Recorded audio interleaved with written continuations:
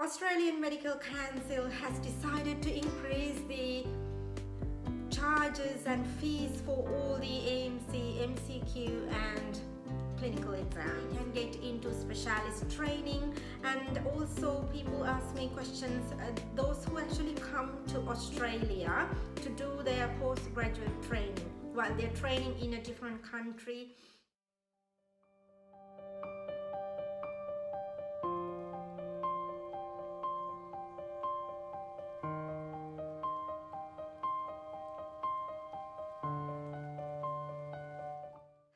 Friends, welcome back to my channel Bloom with Dr. Mahain. Hope you all are having a great time preparing your AMC MCQ exams. While you guys are preparing for the exam, Australian Medical Council has decided to increase the charges and fees for all the AMC, MCQ and clinical exams.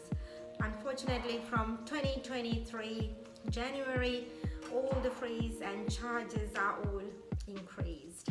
So guys, choose it wisely and prepare really well, because they have increased the charges, and I'm gonna let you know about all the charges that they've risen and from what to what. And also in this video I'm gonna talk about some questions that I've been getting from my from the doctors who watch my channel, and so many messages I get asking about how they can get into specialist training, and also people ask me questions, those who actually come to Australia to do their postgraduate training while they're training in a different country under a different college. Some people go to the UK, and some people come to Australia to finish the final years of their training process. And those people ask me whether they can get registration or permanent residency after they complete their foreign training here in Australia. So I'm going to answer those questions as well today, and mainly focus on the fees and charges. They have gone up and it's very expensive, guys. If you decide to do it, please do it right, please prepare well, please gather all the resources that you need before you jump in and pay and do the exam, because I don't want any one of you guys to fail the exam. Okay, so let's check. So I've got my fees and charges here. I don't know whether you can see, but I will read it out. Okay, so I should actually share the screen, but I'm a little bit lazy to do that. Then I have to sit on a table and do it. So to establish the AMC portfolio, it was $500 at the moment, but from 1st of January 2023 it's $600, and also additional qualification to your AMC portfolio. It was only $40 this year, and it's going to be $100 per qualification that you're going to add it onto your AMC portfolio. And the other important things are the CAT MCQ exam. It was 2,720 Australian dollars this year, but next year it's going to be 2,920 Australian dollars. That's a fair bit of a rise, guys. It's $200. Okay, all the dollars come, so choose it wisely. Decide whether you really want to do it. Are you going to spend time and prepare well? Okay, so for reissue of results, it was $70 in the past, and now it's $100. And for verification of the CAT MCQ exam results, again, it was $75 in the past, and now $100. It's gone up. So and the clinical exams, for the clinical exam it is 3,530 Australian dollars per attempt, and now it is 4,000 $130 from next year, the 1st of January. So it's going up, guys. It's going up. So also NTC clinical exam, again $3,730. So for the results, it was $70 in the past, now it is $100 from next year. So for workplace-based assessments, the current fee is $650 and it's going up to $1,000 next year. So it's fine because you're working, you're earning money. You don't care how much you have to spend on that, obviously. And for certificate fees, for AMC certificate, for competent authority pathway, it was 300 Australian dollars, and in 2023 it will be 300 again. There's no change. But if you want to get a printout, it was $70 before and you have to spend $100. So those are the main fees and charges that has changed or going to go up next year. So as I mentioned you guys earlier, please decide wisely. And it's a lot of money for many international medical graduates, especially those who reside in Sri Lanka or India or Pakistan. It's a lot of money, guys. It's a serious amount of money that you're going to invest in this exam. Yes, it is a long-term investment, but it's a lot of money. So don't take it lightly. If you want to prepare for the exams, please take your time, research, study, get all the material and try and pass it in the first go, because I don't want any one of you guys to repeat the exam and do it again, because it's a pain in the. So and also loss of money as well, your time. Sometimes you may have to travel to another country to do it, especially for those in Sri Lanka, they have to go to Singapore or India to do it. So or to come to Australia to do it. So it's a serious amount of money. So you can see my little bunny in the corner of the video, my little Theo. So yes, it's a lot of money. Please choose it wisely and prepare. And let's move on to the next part of this video now. And loads of people asked me how long this AMC MCQ exam results valid for. It's forever. I mentioned it in the previous video as well. And there's no time gap or a time frame that you can sit AMC clinical exams. So he's just coming to talk to me. He talks to me when I'm doing some work. He always want to talk to me and get some pats. So anyway, so sorry. Yes, and the other question is, will you find a job? Obviously, it's highly competitive, and so many people there's a backlog who have even passed their clinical exam who don't have jobs here. It's kind of a game. It's a luck that if you get a job, and you please don't do the MCQ exam without at least 2 years of experience after your internship, because you need a good CV for them to consider that you get a job. Okay, well, for you to get a job, they need to decide, okay, this person has done this, they've got experience, and they will offer you a job. If you do it just after your internship, guys, most likely you will not find a job, most likely. So I'm not trying to discourage anyone, but that's the reality. It is so hard to find a job. And I just wanted to tell you a little story that of one of my experiences. One day I just went to a petrol shed to fill up my car after work when I was going home, and I got filled my car and I went to the petrol shed to pay the little shop there. And you know, the person in the counter, he was like, how did you get a job in your hospital? Like, I was like, what do you mean? I was working in Australia for a long time. Obviously I get a job. So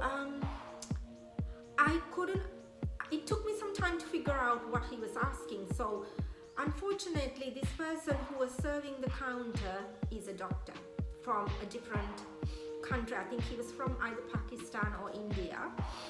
And he's passed his exams, and then he started, when I was paying my bill, he started talking and telling me, oh, you know, I've done this, I've done an MD, I've done this and this and this, I've passed my AMC exams, but I don't have a job. And I was like, I felt so sorry for him, to be honest.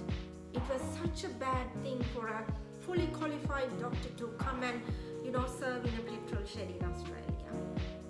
And I felt so sorry for that person.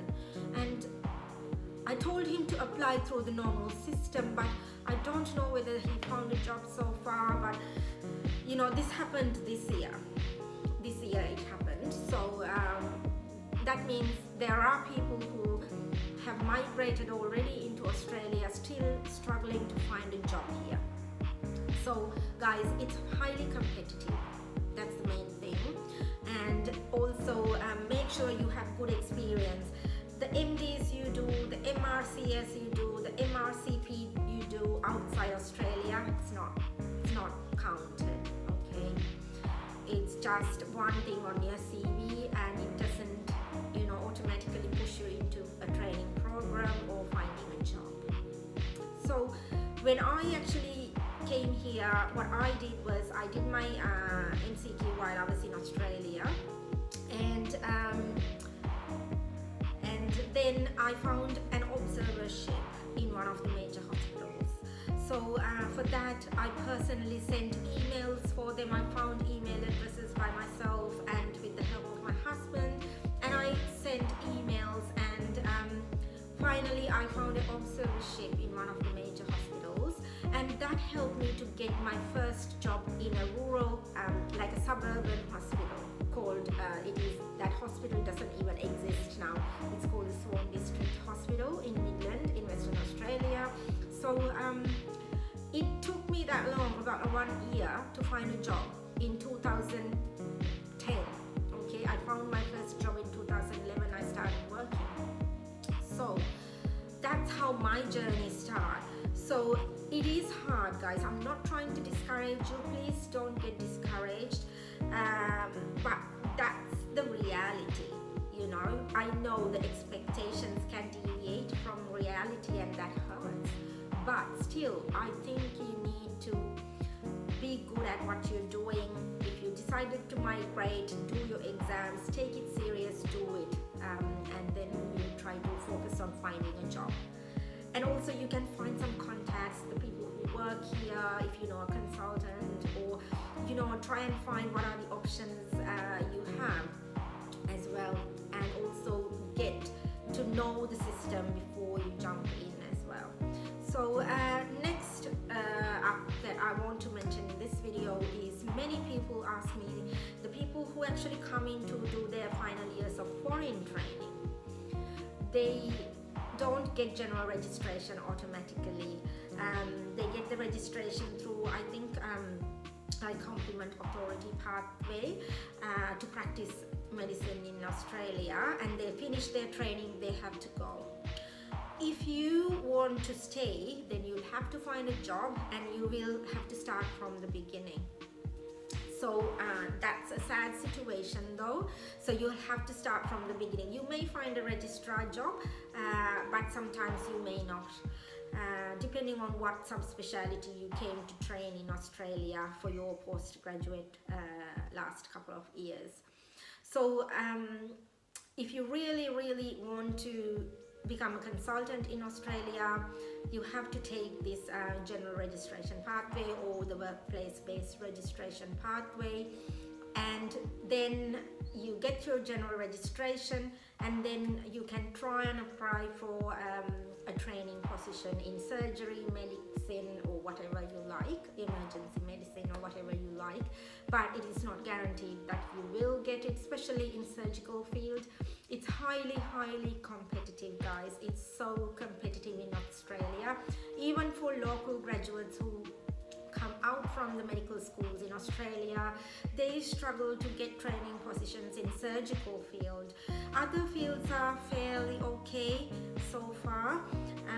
For BPT or basic physician training, people, I know so many international medical graduates have got into basic physician training after they've completed their general registration. Once they've got your PR, yes, you can get a training position and you can apply for one. It is a difficult pathway, but it's a doable pathway.